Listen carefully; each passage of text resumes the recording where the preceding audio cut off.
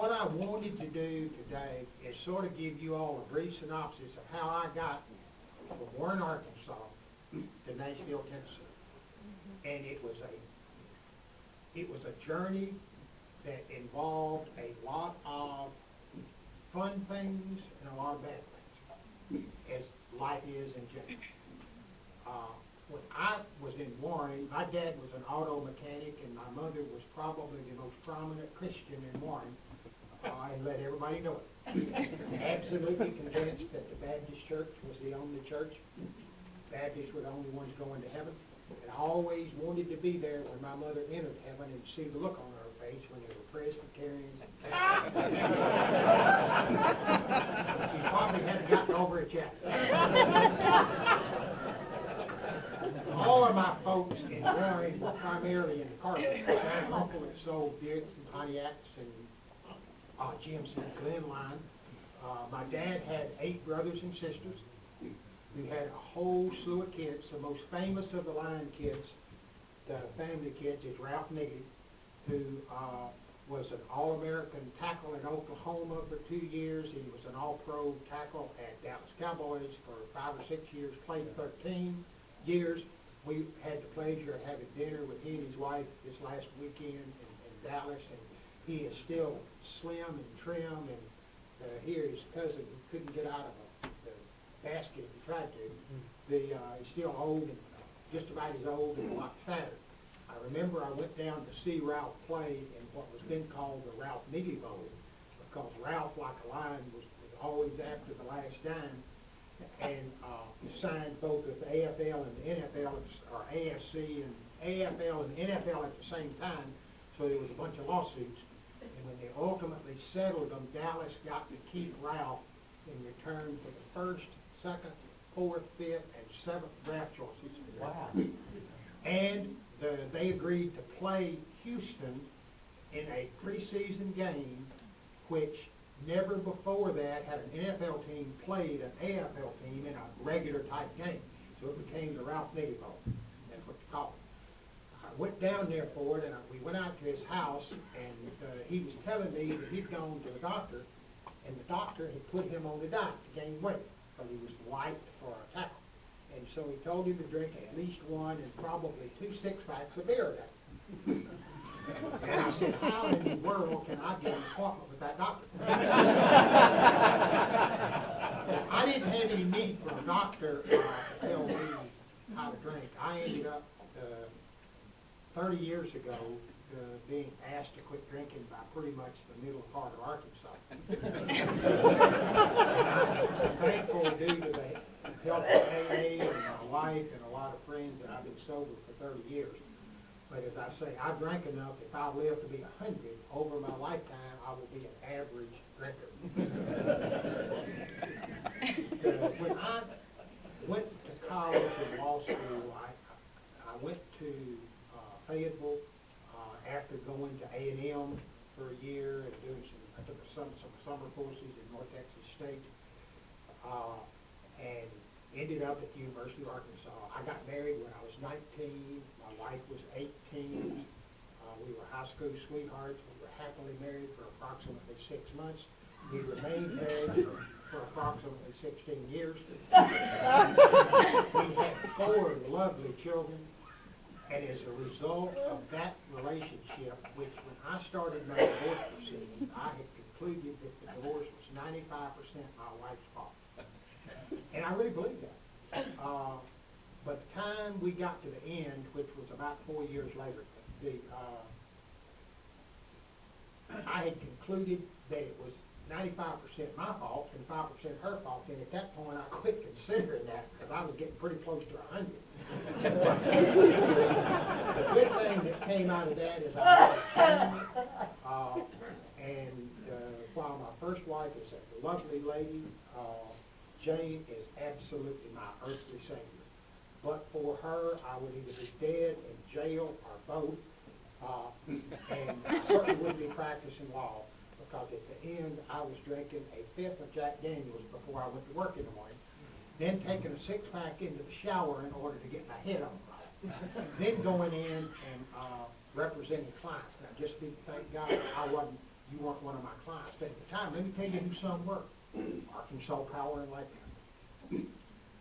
Commercial National Bank, State of Arkansas, City of Little Rock.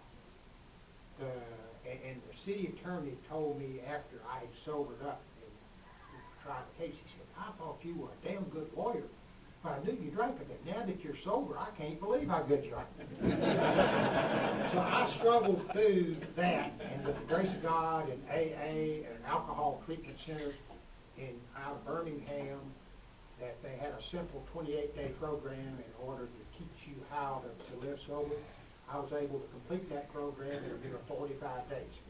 As part of some of my second helping of that stuff, I got to them and they got to me that it was time for me to get right.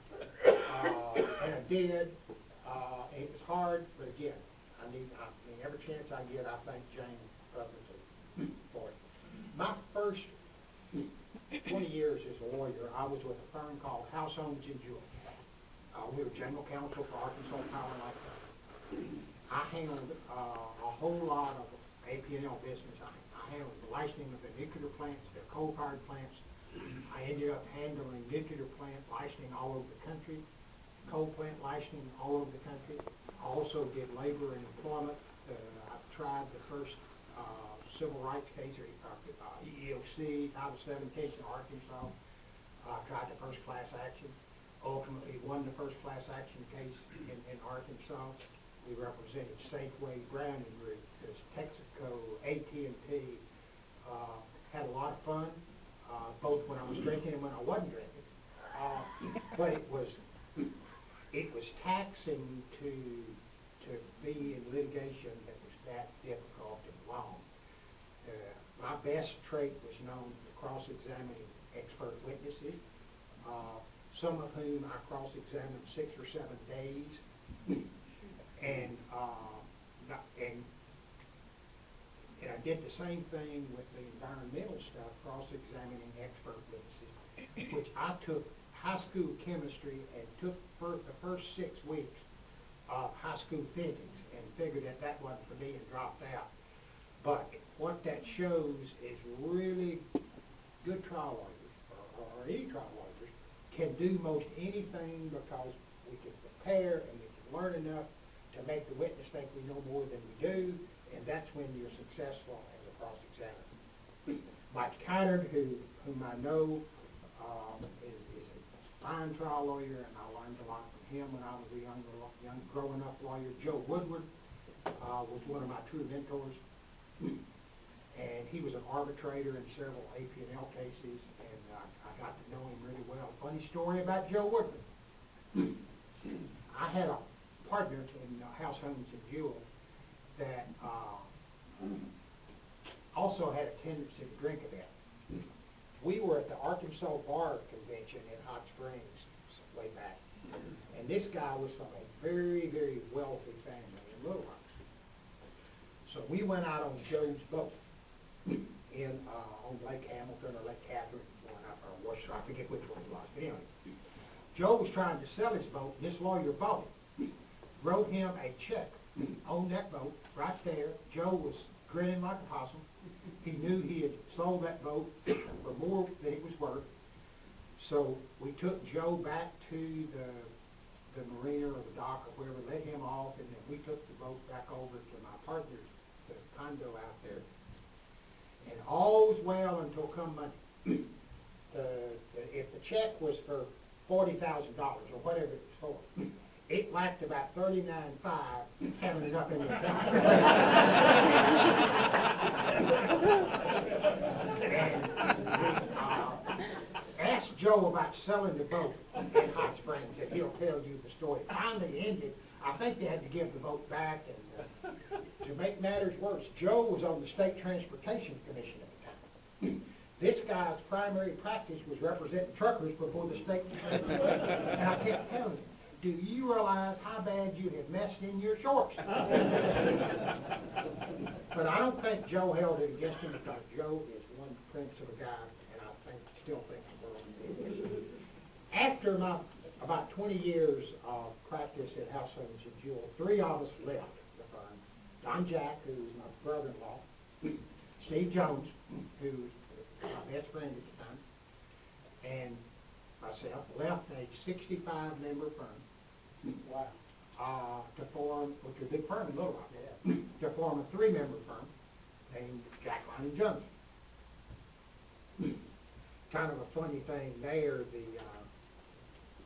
several of the lawyers that were partners at House Summits and Jewell had a different name then, but it was still basically House Summits and Jewell. Were saying they felt really bad for us. We weren't going to be able to make a living, and we were pulling out of this big firm, and blah, blah, blah, blah, blah. And if they could ever help us, let us know. Well, 3 lawyers left a 65-member firm in a blaze of glory all over the newspapers. All over the newspapers. John Brummett had a field day. We took approximately 45% of their business. So as a result, we grew from 3 lawyers to about 35 lawyers at our largest firm. I was tired of trying big class action type lawsuits. We were also involved in the Little Rock school consolidation case. We represented North Little Rock, had been involved in that 4 years at the time. So I was telling Steve Jones that I would like to do something different. I did not want to be a full-time litigator. He said, well, when you were in law school, you were in school with your good friend Bill Carter, who was from Rector. Bill had gotten out of law school, come down to Nashville, hooked up with Tanya Tucker at the time, hooked up with Keith Richards when he got busted for marijuana over the courthouse. The next thing he knew, he was an entertainment lawyer. Representing folks such as Rolling Stones and Tanya Tucker and Lynette and Ralph Emery. And then he turned into being a manager. So he was a manager of a bunch of people, including Reba McIntyre.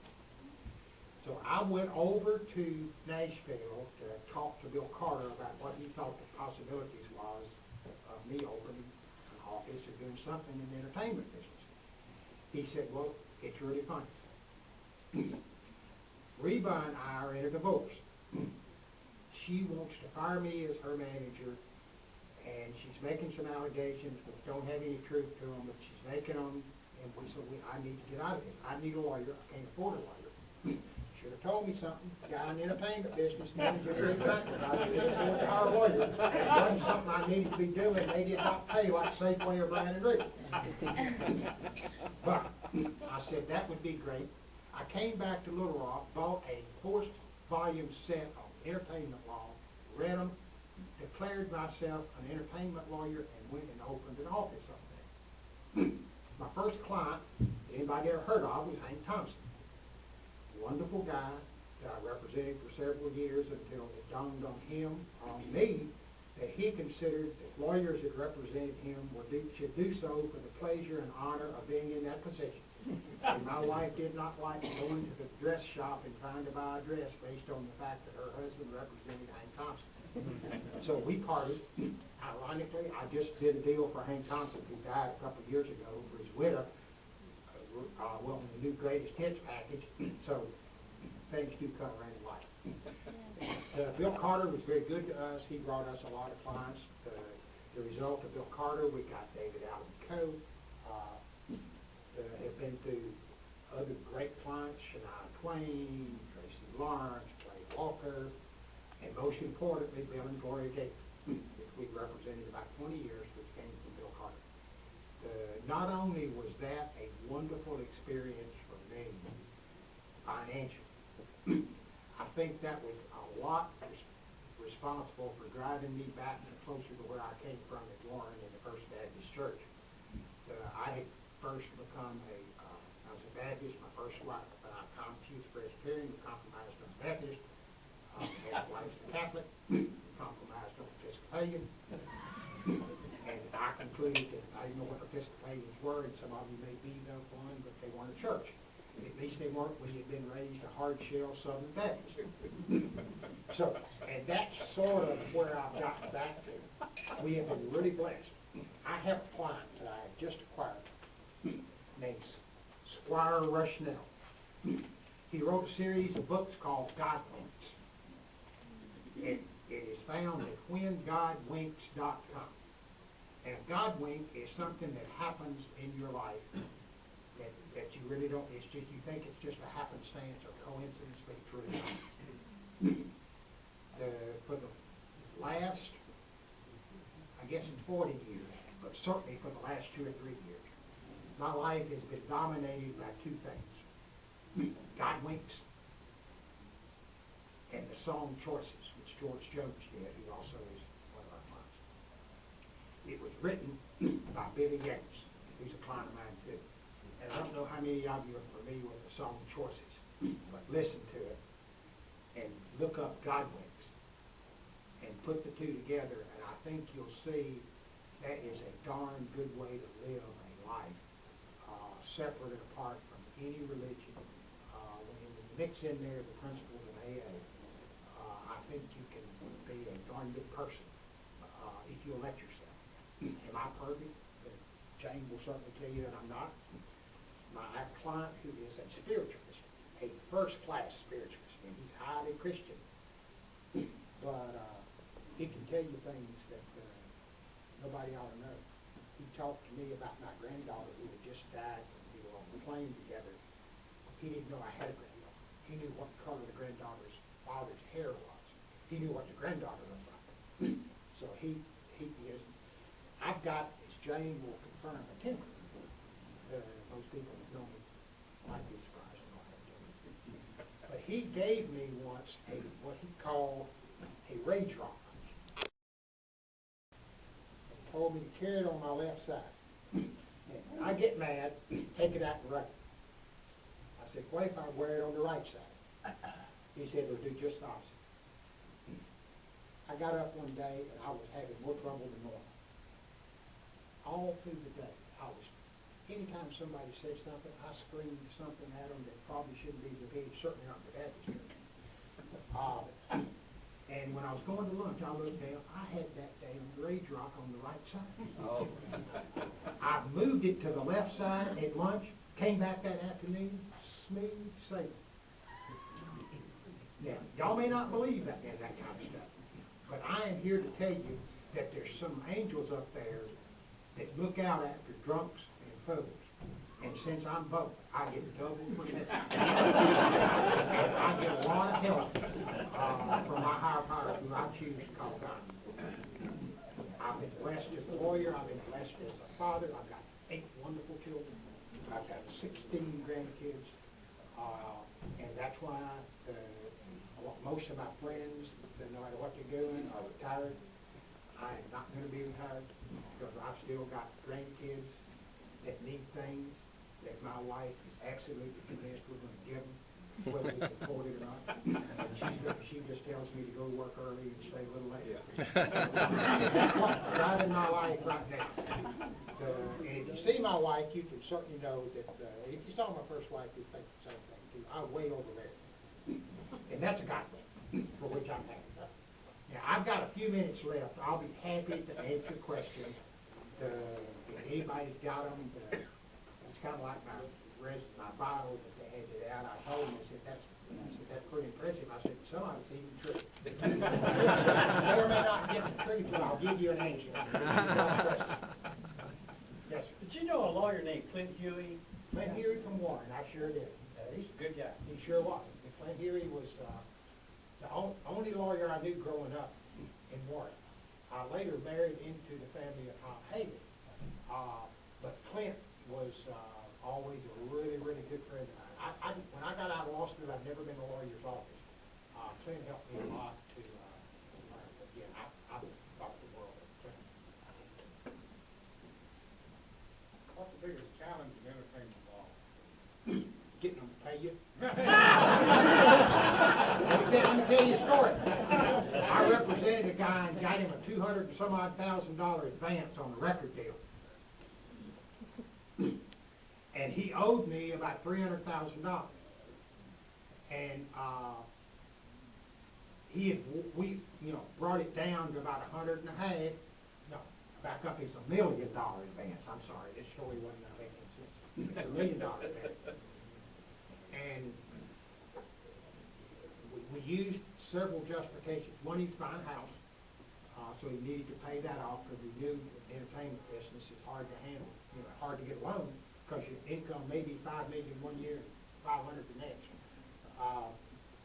So he's gonna pay for his house, and he got through, and he sent me a check for like $25,000.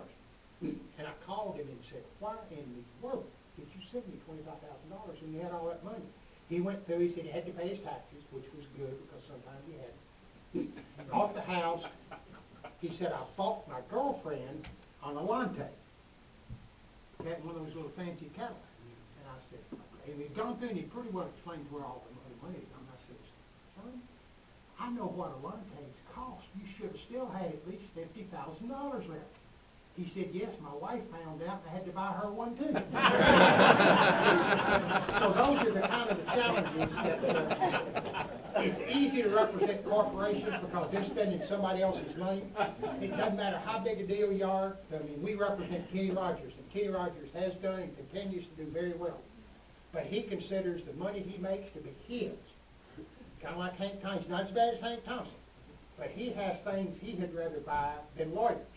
Although he appreciates and compliments lawyers, he wants to put them towards the end that they get paid whenever all the other fringe benefits are taken care of. So but that's a human reaction. It doesn't matter whether you're whatever kind of lawyer you are, property lawyer, tax lawyer, divorce lawyer, whatever. It's we are not favored human beings, and people consider us necessary.